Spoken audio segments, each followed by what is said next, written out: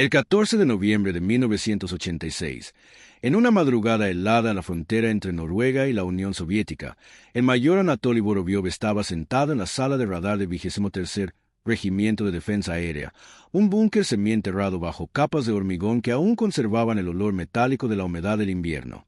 La luz apagada de las lámparas fluorescentes creaba sombras largas sobre los rostros tensos de los operadores, mientras el zumbido constante de los monitores y el golpeteo de los dedos sobre los paneles de control llenaban el aire como un latido mecánico. Afuera, el viento arrastraba la nieve contra las antenas de largo alcance, pero dentro todo parecía estable, rutinario, casi aburrido. Hasta que ocurrió. Un operador joven, todavía con la taza de té caliente en la mano, se quedó petrificado al ver cómo dos puntos aparecían en el extremo superior de la pantalla P-14. No coincidían con ningún plan de vuelo. No venían del este. Venían del oeste. Contacto doble, altitud ascendente, velocidad demasiado alta, murmuró con la voz quebrada mientras Vorobyov se levantaba, sintiendo un peso en el estómago que no podía ignorar. En ese mismo instante, a apenas unos kilómetros de distancia, 2023 soviéticos patrullaban cerca de la frontera, empujados por fuertes ráfagas de viento que amenazaban con desviarlos hacia el espacio aéreo de la OTAN. Sus pilotos luchaban por mantener rumbo, sin saber que, del otro lado, un par de F-15 Eagles ya habían detectado su aproximación y estaban acelerando como depredadores que olfatean una oportunidad. En la sala de radar, las señales comenzaron a parpadear con más fuerza, mostrando maniobras rápidas y precisas al otro lado de la línea invisible que separaba dos mundos armados hasta los dientes. Si cruzan, aunque sea por unos segundos, esto puede estallar, dijo Vorobyov en voz baja, sin apartar los ojos de la pantalla. El silencio se volvió insoportable mientras los dos MiG eran empujados cada vez más hacia la frontera. Los F-15 continuaban acercándose, trazando una trayectoria perfecta de intercepción. Y entonces, justo cuando la distancia entre ambos grupos llegó a un punto crítico, ocurrió algo que ninguno de los presentes olvidaría jamás. Durante mediados de la década de 1980, el mundo vivía uno de los momentos más tensos y frágiles de la Guerra Fría, una época en la que un solo error, una mala lectura del radar o un cruce accidental del espacio aéreo podía desencadenar una cadena de decisiones militares que terminaran en un conflicto nuclear a escala global. La frontera norte entre la OTAN y la Unión Soviética, especialmente el sector que separaba Noruega de la península de Kola, era uno de los puntos más sensibles del planeta, una línea invisible que no solo dividía territorios, sino dos ideologías opuestas sostenidas por miles de cabezas nucleares y ejércitos completos en alerta permanente. Esta región, azotada por tormentas árticas y dominada por montañas inhóspitas, tenía una importancia estratégica excepcional. Era el corredor natural por el que los bombarderos soviéticos Tu-95 y Tu-160 tendrían que volar si alguna vez intentaban atacar objetivos en Europa Occidental, y al mismo tiempo era la vía por la que aviones de reconocimiento de la OTAN vigilaban a la flota del norte soviética. Ambas partes sabían que controlar ese cielo significaba la diferencia entre la seguridad y la aniquilación. No era la primera vez que ocurrían incidentes peligrosos en esta frontera. Desde la década de 1960, cazas de ambos bandos habían jugado un juego mortal de sombras, acercándose, rodeándose, provocándose sin disparar, manteniendo una danza tensa en la que el más mínimo malentendido podía desencadenar un desastre. En 1968 un caza soviético casi colisionó con un F-4 Phantom estadounidense.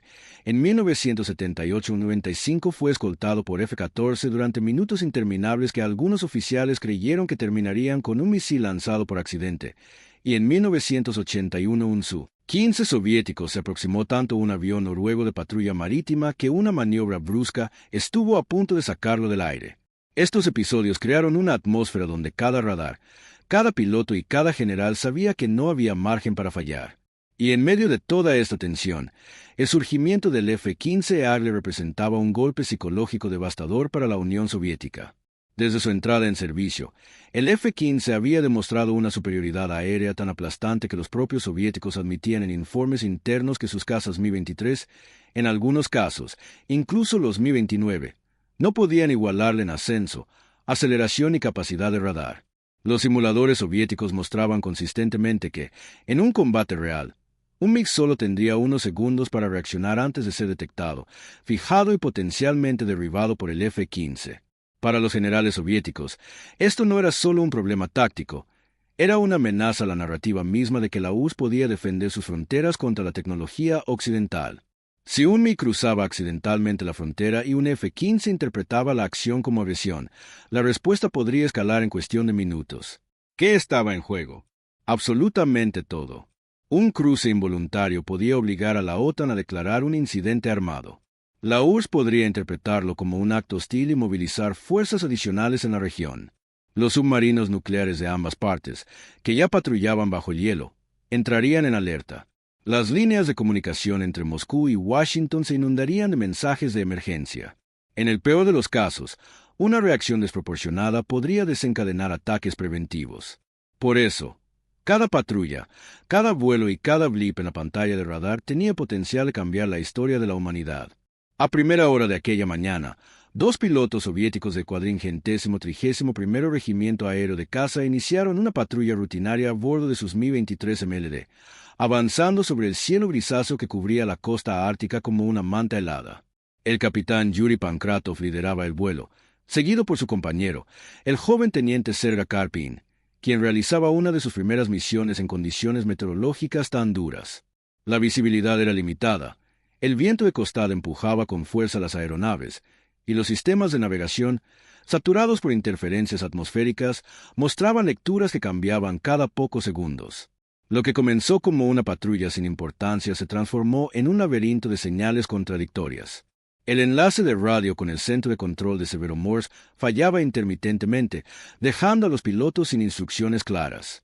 En el suelo, los operadores soviéticos intentaban corregir el rumbo de los MiG, pero las órdenes llegaban con retardo y ruido, como si el Ártico se tragara las palabras antes de que alcanzaran los oídos de los pilotos. Al mismo tiempo, a más de 300 kilómetros al oeste, un AWACS de la OTAN orbitaba tranquilamente sobre territorio seguro, vigilando el cielo como un halcón electrónico capaz de ver a través de las nubes y el caos. Sus operadores detectaron la anomalía casi al instante, 2 MiG soviéticos desviándose gradualmente hacia el espacio aéreo noruego. No era un ataque, aún no, pero sí una violación potencial que exigía una respuesta inmediata. Antes de que cualquier comandante de la OTAN pudiera debatir opciones, 2 F-15 Eagles estacionados en Bod recibieron la orden de interceptar. En cuestión de segundos encendieron sus motores Pratt y Whitney, liberando un rugido que resonó en toda la base mientras ascendían con una velocidad que ningún caza soviético podía igualar. Para Yuri y Serga, la primera señal de que algo iba terriblemente mal fue la aparición de un tono agudo en sus auriculares. Era el aviso de que un radar enemigo los había detectado. No cualquiera. Era una señal clara, firme, potente, un radar Ambara diagonal P-63, el corazón del F-15. Los pilotos soviéticos sabían lo que eso significaba. Ser detectados tan temprano en un encuentro era como presentarse desarmado ante un depredador. Intentaron corregir rumbo, pero las turbulencias y los fallos de navegación complicaban cada pequeño ajuste. Serga, nervioso, preguntó por radio si debían descender o virar hacia el norte, pero la respuesta llegó distorsionada, incompleta, casi inservible. Mantengan posición, no crucen. Repito, no crucen. Era lo único que pudieron descifrar. Mientras tanto, en el AWACS, los operadores observaban cómo los MiGs eran empujados sin querer hacia la línea fronteriza. El comandante a cargo emitió la orden con voz firme. Eagles, Locon autorizado, pero no disparen sin confirmación directa. Los F-15, acercándose con precisión matemática, fijaron sus radares en los 2 MiG, enviando señales que los pilotos soviéticos percibieron como una presión insoportable. Cada pitido del sistema de alerta era como un martillo golpeando la cabina, recordándoles que 2 cazas occidentales estaban preparados para derribarlos en cualquier momento. Yuri sintió como el sudor frío le recorría la espalda mientras veía que su indicador de posición mostraba la frontera acercándose a pasos agigantados. Tenían segundos, quizá menos, antes de cruzarla, y cada intento por corregir el rumbo parecía empujarlos aún más hacia el oeste. Serga, respirando entrecortado, murmuró por radio: «Capitán, los hemos perdido. Están encima de nosotros. ¿Qué hacemos?» Pero antes de que Yuri pudiera responder, un nuevo pitido llenó la cabina, más fuerte, más urgente. Los F-15 ya tenían uno completo sobre los 2 MiG, listos para disparar si la situación lo exigía. Y en medio del caos, con la frontera a solo segundos de distancia, ocurrió una nueva anomalía que cambiaría por completo el destino de aquel encuentro. Para los pilotos soviéticos, aquellos interminables segundos con los tonos del radar enemigo perforando sus auriculares se convirtieron en una herida psicológica que tardaría años en cerrar. Yuri, con las manos sudorosas dentro de los guantes, sintió una mezcla letal de vergüenza y terror al comprender que los F-15 estadounidenses no solo los habían detectado mucho antes de lo esperado, sino que también los habían fijado con una precisión quirúrgica sin que ellos pudieran hacer nada por evitarlo. En su mente, la doctrina soviética que había memorizado durante años se derrumbó de golpe. Los instructores siempre insistían en que los Mi-23, empleados correctamente, podían enfrentar cualquier interceptor occidental. Pero en aquel cielo helado, al borde del espacio OTAN, la realidad lo golpeó con una claridad brutal. Serga, más joven y aún menos preparado para una situación tan crítica, experimentó un pánico casi paralizante. Las alarmas electrónicas parecían gritarle que su vida dependía únicamente de la paciencia del enemigo. Ninguno de los dos olvidaría jamás la sensación de impotencia absoluta, el frío subiendo por la columna, la voz temblorosa del controlador soviético tratando de guiarlos mientras ellos sabían, en lo más profundo, que la situación había escapado completamente a sus manos. En Severomorsk, los oficiales que observaban el desarrollo del incidente quedaron pálidos al ver los datos que sus propios sistemas confirmaban. Los F-15 habían tomado posiciones perfectas para disparar a ambos MiG con una facilidad que contradecía toda la propaganda oficial sobre la fortaleza de la aviación soviética. El coronel a cargo se quitó los auriculares con un gesto que mezclaba furia con incredulidad, consciente de que cualquier movimiento más allá de un mal cálculo habría desencadenado un conflicto directo con la OTAN, un conflicto para el que ellos, pese a su retórica, no estaban preparados. En contraste, los pilotos de los F-15 vivieron el momento con un tipo distinto de tensión. Reeves y Mies, aunque profesionalmente entrenados para mantener la sangre fría, sintieron en lo más profundo el peso histórico de lo que estaba ocurriendo. El simple hecho de mantener sus sistemas de armas armados, con un blanco claro y limpio frente a ellos, era suficiente para hacerle comprender que estaban a solo un milisegundo de iniciar un intercambio militar capaz de incendiar Europa entera. Ninguno de ellos era un cowboy sediento de gloria. Ambos sabían que, si apretaban aquel interruptor, tal vez no habría un mañana.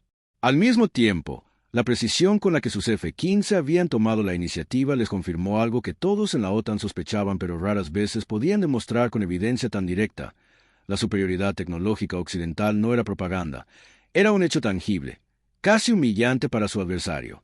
En los pasillos del mando soviético, la atmósfera se volvió áspera, cargada de miedo silencioso. Los informes preliminares señalaban que los MiG habían sido completamente dominados, incapaces de responder, y eso no solo representaba un peligro militar, sino un golpe devastador al orgullo institucional. Los generales sabían que, si este incidente se hacía público, la confianza interna se erosionaría rápidamente, y por eso la decisión llegó en cuestión de minutos. El informe sería clasificado a nivel más alto, restringido únicamente a las oficinas donde silencio era ley. La humillación debía enterrarse profundamente. Para la OTAN, sin embargo, el episodio se convirtió en un recordatorio perturbador de lo cerca que habían estado de la guerra. Los análisis posteriores señalaban que un simple malentendido, una frase mal transmitida, un piloto demasiado nervioso o un radar interpretado de forma incorrecta habría bastado para que Reeves o Mies apretaran el gatillo, desencadenando un conflicto que ninguna superpotencia deseaba realmente. Aquella mañana quedó grabada en la memoria de todos los involucrados como un equilibrio precario, un filo de navaja sobre el que el mundo entero había caminado sin saberlo, y en ambos bandos, tanto los pilotos que sobrevivieron como los oficiales que analizaron cada segundo del enfrentamiento. Quedó la amarga certeza de que la Guerra Fría no necesitaba misiles para destruirte por dentro. Bastaba con un encuentro a alta velocidad, unos cuantos pitidos electrónicos y la sensación insoportable de que el enemigo te había mirado a los ojos y decidió dejarte vivir. La verdadera clave detrás del dominio absoluto de los F-15 en aquel encuentro no estuvo únicamente en la habilidad de sus pilotos, sino en el abismo tecnológico que separaba a Leagre de los cazas soviéticos que intentaron escapar de su sombra. Ese abismo comenzaba con el radar Ambara diagonal APG-63, una obra maestra de la ingeniería estadounidense, capaz de detectar, rastrear y fijar blancos a distancias que los Mi-23 solo podían soñar. Mientras el radar soviético Safi-23 luchaba contra interferencias, ecos ambiguos y un procesamiento lento que dependía de sistemas analógicos vulnerables al ruido, el APG-63 funcionaba como un cerebro digital adelantado a su época, capaz de filtrar señales, priorizar amenazas, bloquear múltiples objetivos y mantener un rastro estable incluso cuando el adversario maniobraba con violencia. Esa estabilidad era crucial en enfrentamientos como aquel. Los F-15 podían fijar un blanco a más de 150 kilómetros, mientras que los Mi necesitaban acercarse casi 4 veces más para lograr una solución de disparo mínimamente confiable. Pero el radar era solo la primera capa de una superioridad más profunda. Los motores Pratt & Whitney F-100 transformaban al F-15 en una bestia con un empuje tan brutal que su relación empuje-peso superaba el 1-1 incluso con carga, permitiendo que el Eagle ascendiera casi verticalmente si era necesario. Algo que los soviéticos consideraban físicamente imposible para un caza occidental hasta que lo vieron con sus propios ojos. En números fríos, esos que desnudan la verdad sin ceremonias, los F-15 podían trepar a más de 15.000 metros en poco más de 2 minutos. Los Mi-23 tardaban casi el triple en alcanzar solo una fracción de esa altitud, y lo hacían a costa de sobrecalentar sus motores Tumansky, que sufrían fatiga prematura si se los exigía durante demasiado tiempo. Aquella mañana, esa diferencia significó que los F-15 alcanzaron la zona de intercepción mucho antes de que los Mi pudieran reorganizarse o ganar ventaja táctica. Cuando los Eagle activaron sus sistemas de tiro, el juego ya estaba prácticamente decidido. La física de un misil aire-aire moderno es despiadada. Necesita tiempo para calcular trayectorias, velocidad para cerrar distancias, y un radar lo suficientemente estable para guiarse sin perder la señal. Mientras los soviéticos aún buscaban la mejor posición para romper el bloqueo, los AIM-7 Sparrow montados en los F-15 habían logrado una solución de tiro limpia, apoyados por un radar que no sufría los saltos ni pérdidas de señal que tanto afectaban al Safir-23. En contraste, los misiles R-23R soviéticos dependían de reflexiones débiles y vulnerables a interferencias. Bastaba un pequeño cambio en altitud o un viraje abrupto para arruinar sus posibilidades de guiado. La electrónica soviética simplemente no estaba diseñada para manejar las complejas dinámicas de combate a larga distancia. Ese fue uno de los secretos mejor guardados del Eagle, su capacidad para matar antes de ver visualmente al enemigo. Desde un punto de vista técnico, el F-15 jugaba en una liga totalmente diferente. Sus sistemas de control de vuelo eran más estables, sus actuadores respondían más rápido y su aviónica digital permitía procesar información en tiempo real mucho mejor que los sistemas soviéticos cargados de componentes analógicos. Incluso el HUD del F-15 representaba una ventaja monumental. Los pilotos podían mantener sus ojos fuera de la cabina mientras recibían datos precisos sobre velocidad, ángulos, blancos y estado de armamento, mientras que los pilotos soviéticos debían alternar frenéticamente entre instrumentos dispersos y una conciencia situacional que se degradaba con cada segundo que pasaba. La ironía más amarga para los soviéticos fue descubrir, décadas después, que gran parte de estas diferencias no se debían a espionaje ni a secretos robados, sino a una filosofía de ingeniería completamente distinta. Estados Unidos había apostado por sistemas modulares, redundancias digitales y aviones capaces de ganar enfrentamientos antes incluso de que comenzaran. La URSS había apostado por velocidad punta, simplicidad mecánica y grandes cantidades de plataformas para saturar al enemigo. Pero en un duelo limitado, sin enjambres ni apoyo masivo, esa estrategia se volvía irrelevante. Cuando los Mi trataron de virar para evitar la frontera, quedaron atrapados en una red invisible de vectores calculados por los sensores del F-15. Para ellos, parecía magia. Para el Eagle, era solo matemática. Ese día, no solo se evidenció la diferencia entre dos cazas, sino entre dos mundos tecnológicos, uno diseñado para dominar el aire con precisión y visión de futuro, y otro atrapado en una carrera de espejismos donde la cantidad nunca superó a la calidad. Y en aquellos cielos fríos, la tecnología decidió todo mucho antes de que los pilotos siquiera lo comprendieran. Aquel encuentro no fue un hecho aislado, sino parte de un patrón que se repetiría a lo largo de toda Europa durante los años más tensos de la Guerra Fría, donde los F-15 estadounidenses se convirtieron en una presencia casi mítica en los cielos que dividían al mundo, desde el Mar del Norte hasta las montañas de Turquía. Los radares soviéticos registraron una y otra vez la misma secuencia humillante, un par de migas acercándose con cautela a la línea fronteriza, una lectura inesperada en los monitores, y luego, como si surgieran de la nada, las firmas limpias y perfectas de un vuelo de Eagles que ya había tomado ventaja táctica antes de que los soviéticos siquiera confirmaran el contacto visual. Estos incidentes, reportados con códigos neutros para minimizar el impacto psicológico, pronto adquirieron notoriedad dentro de la Fuerza Aérea Soviética. Los pilotos hablaban en voz baja de los F-15 como si fueran depredadores invisibles, máquinas que siempre parecían llegar primero, siempre sabían dónde posicionarse y siempre mantenían la iniciativa. El récord de combate del F-15, impecable e intimidante, alimentó aún más esa percepción. Para finales de los años 80, los Eagles acumulaban docenas de derribos sin haber perdido jamás un solo combate aire-aire, una estadística que los analistas soviéticos estudiaban con una mezcla tóxica de envidia, miedo y frustración. Los instructores trataban de suavizar el golpe afirmando que aquellas cifras provenían de guerras pequeñas o escenarios controlados, pero los pilotos sabían que era una excusa débil. No importaba dónde volara un F-15, su reputación lo precedía como una sombra. En bases desde Kaliningrado hasta Kiev, comenzó a circular un término extraoficial que jamás se escribiría en los informes: interceptaciones fantasma.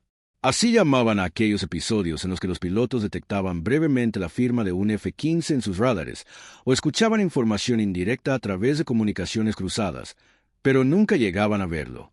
A veces, un MiG recibía un aviso de intercepción inminente.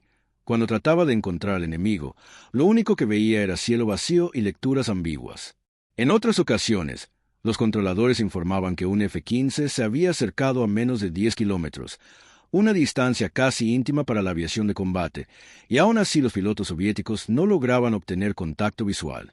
Era como si los Eagles volaran desde otra dimensión, presentes y ausentes al mismo tiempo, tan precisos en su manejo del radar y tan disciplinados en sus tácticas que podían intimidar sin revelar su sombra. Este fenómeno alimentó una cultura de aprensión dentro de los escuadrones. Los pilotos soviéticos sabían que cualquier acercamiento a espacio aéreo OTAN podía terminar en otra humillación silenciosa, otra demostración de que estaban un paso detrás en una carrera que no podían ganar. Y lo peor era que el enemigo ni siquiera necesitaba disparar para demostrarlo. El dominio de los F-15 no provenía solo de su tecnología, sino de cómo la usaban.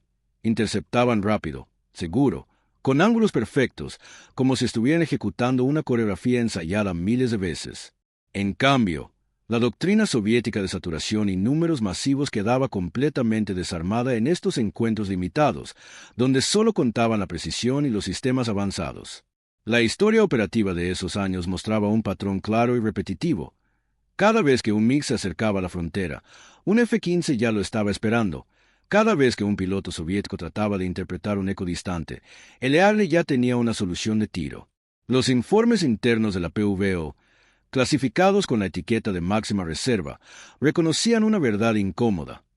Los pilotos soviéticos no temían al avión occidental por propaganda, sino porque la experiencia repetida les confirmaba que enfrentarse a un F-15 era jugar un partido donde el árbitro, el marcador y hasta el reloj estaban del lado contrario.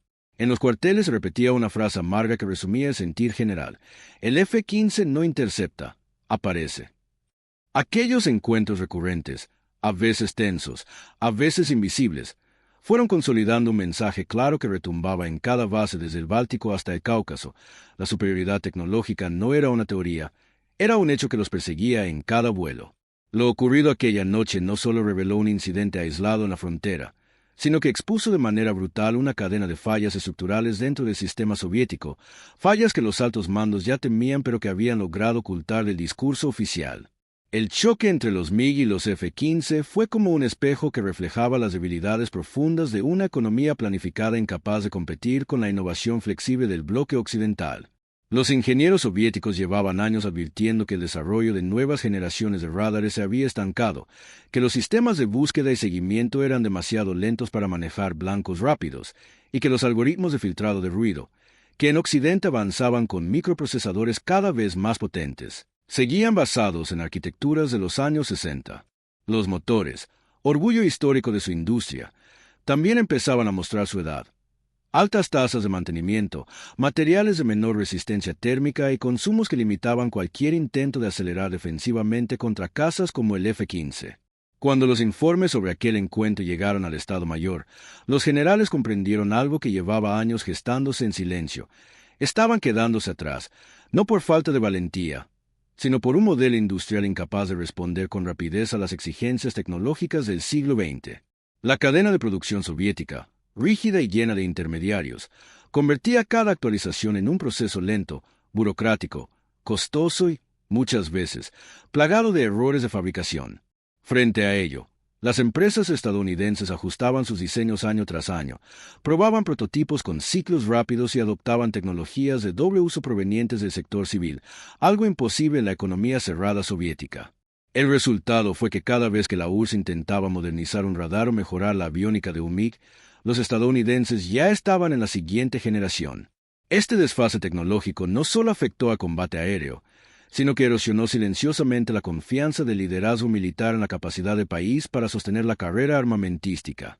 Lo más alarmante para el Kremlin fue que estos fallos no se resolvían con más inversión, porque el problema no era la cantidad de dinero, sino la estructura misma del sistema, fábricas que no cooperaban entre sí, industrias aisladas del mercado global, escasez crónica de componentes electrónicos modernos y una cultura de producción basada en cumplir cuotas, no en asegurar calidad. Cada informe sobre los F-15 llegaba acompañado de preguntas inquietantes. ¿Cómo podía un solo caza occidental localizar, fijar y rodear a sus mejores pilotos antes siquiera de ser detectado? ¿Por qué los sistemas soviéticos tardaban segundos críticos en procesar información que el F-15 manejaba en milisegundos? Las respuestas eran técnicas, sí, pero también ideológicas. La URSS había construido su poder militar sobre la idea de que el Estado podía planificar mejor que cualquier mercado, pero ahora ese mismo Estado se veía superado por empresas privadas que innovaban sin las cadenas de la burocracia. Para el Politburó, esto no solo era un desafío militar, era una amenaza existencial. Si la brecha seguía ampliándose, llegaría a un punto en el cual la URSS no podría garantizar la defensa de su propio territorio ni la credibilidad de su disuasión nuclear. En términos estratégicos, aquel encuentro con los F-15 fue una señal de alarma que resonó en todas las oficinas de poder soviético. Demostraba que la Guerra Fría no se ganaba con números ni con propaganda, sino con tecnología, flexibilidad y adaptación. Tres cosas que el sistema soviético ya no podía ofrecer. Al final, cuando los dos F-15 se alejaron y los MiG regresaron a sus bases con el combustible al límite y los nervios destrozados, quedó claro que el mundo había estado a centímetros, y a segundos, de un incendio imposible de controlar. Ningún misil fue disparado, ninguna frontera fue cruzada oficialmente, pero el vacío que dejó aquel instante suspendido en el tiempo pesó más que una batalla completa. Para los estadounidenses, fue solo otro día en la rutina de la defensa aérea. Para los soviéticos, fue un espejo cruel que reflejó un futuro que no querían aceptar. El F-15, con su ascenso casi vertical, su radar que veía más allá de lo imaginable y su capacidad para ganar altura y ventaja en cuestión de segundos, se convirtió en un símbolo de la nueva era. No era solo un avión. Era la materialización de una brecha tecnológica que crecería sin piedad durante los últimos años de la Guerra Fría. En los informes clasificados que circularon después, los generales soviéticos intentaron minimizar lo ocurrido, pero entre las líneas frías del documento se sentía un temor latente.